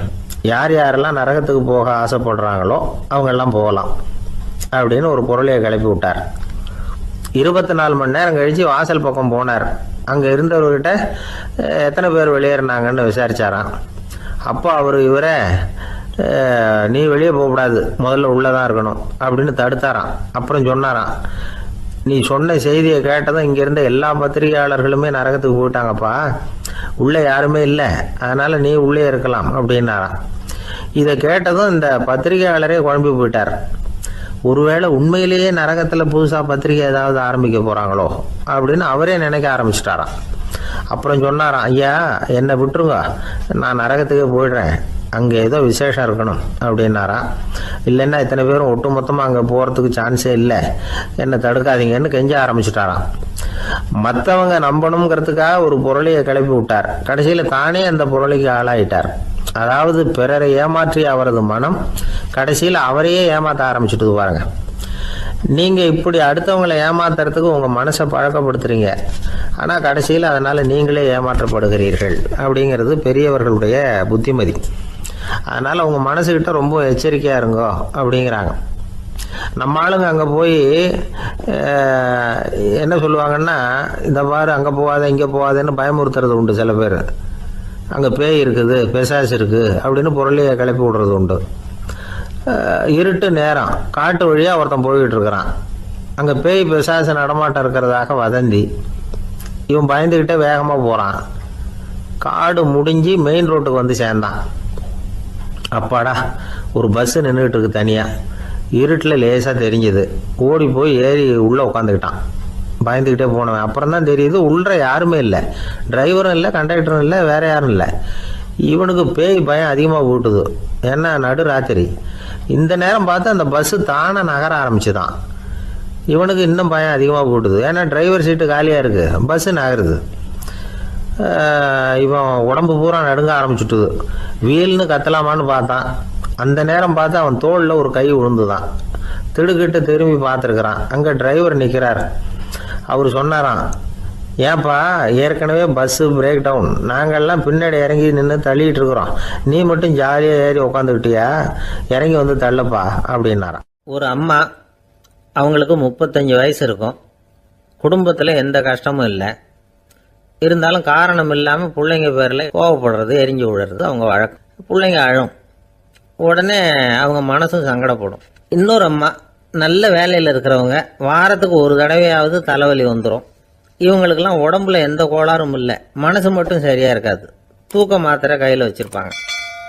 30-35 வயசுடைய பெண்களுக்கு சர்வசாதாரணமாக காணப்படுகிற மனக்கோளாறு இது.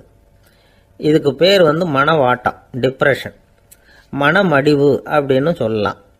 இந்த நோய்க்கு அறிகுறி என்ன தெரியுமா? மனசில் வருத்தமான உணர்வு இருக்கும், அடிக்கடி அழலாம் போல தோணும். முன்னால் எல்லாம் எந்தெந்த செயலில் ஆர்வம் இருந்ததோ அதெல்லாம் குறைஞ்சிரும், அல்லது சுத்தமாகவே ஆர்வம் இல்லாமல் போயிடும். சில பெண்கள் இளம் வயசில் பக்கத்தில் இருக்கிறவங்க கிட்ட கலகலப்பாக பேசுவாங்க, வீட்டை அலங்கரிக்கிறதுல ஆர்வம் இருக்கும். இப்போ அதிலெல்லாம் ஆர்வம் இல்லாமல் போயிடும். எந்த வேலை செஞ்சாலும் சீக்கிரம் களைப்பு அடைஞ்சுடுறது மாதிரி ஆகிடும். நமக்கு யாருமே உதவியாக இல்லை, நம்ம எல்லாரும் கை விட்டுட்டாங்க போல இருக்குதே அப்படிங்கிற உணர்வுலாம் உண்டாகும். தன்னைத்தானே குறை சொல்லிக்குவாங்க. நாம் தப்பு பண்ணிவிட்டோம் போல இருக்குதே அப்படின்னு தோணும். குற்றம் பண்ணிட்டதா நினச்சி கஷ்டப்படுவாங்க. பசி இருக்காது, தூக்கத்தில் தொந்தரவு இருக்கும். அடிக்கடி செத்து போடலாங்கிற உணர்வு வரும். தற்கொலை பண்ணிக்கலாங்கிற எண்ணம் உண்டாகும். சில பேர் தற்கொலை முயற்சியில் கூட ஈடுபடுவாங்க.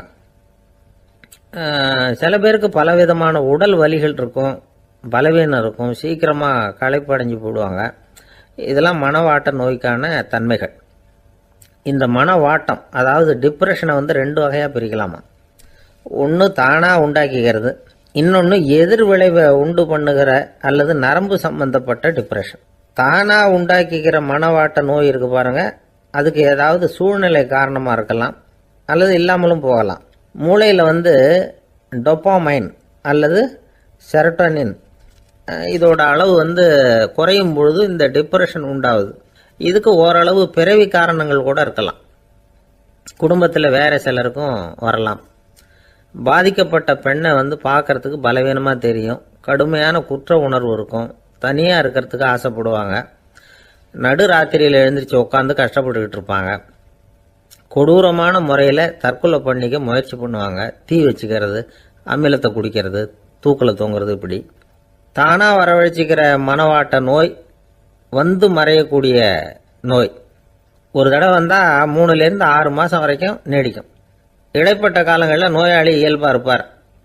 எதிர் விளைவை உண்டு பண்ணுகிற அல்லது நரம்பு சம்பந்தப்பட்ட மனவாட்ட நோய் எப்படின்னா, கணவன் மனைவி மாமியார் மருமகள் இப்படிப்பட்ட உறவு முறை பிரச்சனைகள், தோல்விகள், எரிச்சல்கள், ஆபீஸ் பிரச்சனை இப்படிப்பட்ட சூழ்நிலையால் உண்டாகிறது. எல்லாத்துக்கும் மருந்து இருக்குது, மார்க்கம் இருக்குது, கவலைப்பட வேண்டியதில்லை, தைரியமாக இருக்கணும். உளவியல் மருத்துவம் இதுக்கு ரொம்ப உபயோகமாக இருக்கும். சில பெண்களை பாருங்கள், அவங்க எதுக்கும் அலட்டிக்கிறது இல்லை. ஒரு அம்மா அப்படி தான் தன்னுடைய கணவனை அழைச்சிக்கிட்டு ஒரு மனநோய் மருத்துவர்கிட்ட வந்தாங்க. டாக்டர், எங்கள் வீட்டுக்காரர் திடீர்னு ஒரு மாதிரி ஆயிட்டார், வித்தியாசமாக நடந்துகிறார். எப்படின்னா, இவர் தன்னையே ஒரு ஒட்டடை பூச்சியாக நினச்சிக்கிட்டு இருக்கிறார். அப்படி நினச்சிக்கிட்டு தன்னுடைய தலையாலேயே வீட்டில் உள்ள ஒட்டடையெல்லாம் தொடச்சிக்கிட்டு இருக்கிறார் அப்படின்னாங்க. எவ்வளவு நாளாக அப்படி இருக்குதுன்னு கேட்டார் டாக்டர். 1 வாரமாக அப்படி இருக்குது அப்படின்னாங்க அந்த அம்மா. அப்படின்னா முன்னாடியே ஏன் அழைச்சிட்டு வரல அப்படின்னு கேட்டார் டாக்டர். வீடு பூரா சுத்தமாகட்டுமேனு பார்த்துக்கிட்டு இருந்தேன் டாக்டர் அப்படின்னாங்களாம் அந்த அம்மா. துஷ்டரை கண்டால் தூர விலகு, இப்படி ஒரு பழமொழி உண்டு. எதுக்காக இப்படி சொல்லி வச்சாங்க? துஷ்டன் ஏதாவது தொந்தரவு கொடுப்பான், அதனால் அவனை கண்டா பயந்துக்கிட்டு ஓடி ஒளிஞ்சிக்கோ அப்படின்னா இதுக்கு அர்த்தம் அப்படி இல்லை. ஒரு துஷ்டன் கிட்ட நெருங்கி போறோம்னு வச்சுக்கோங்க, அவன் நமக்கு கெடுதலான ஆலோசனைகள் எதையும் சொல்லலாம், அல்லது அவன் தீய உணர்வுகள் உள்ளவனா இருக்கலாம், அல்லது தீய செயல்கள் செய்யக்கூடியவனா இருக்கலாம், அல்லது தீய நட்புனால அவன் ஏற்கனவே கெட்டு போனவனா கூட இருக்கலாம்.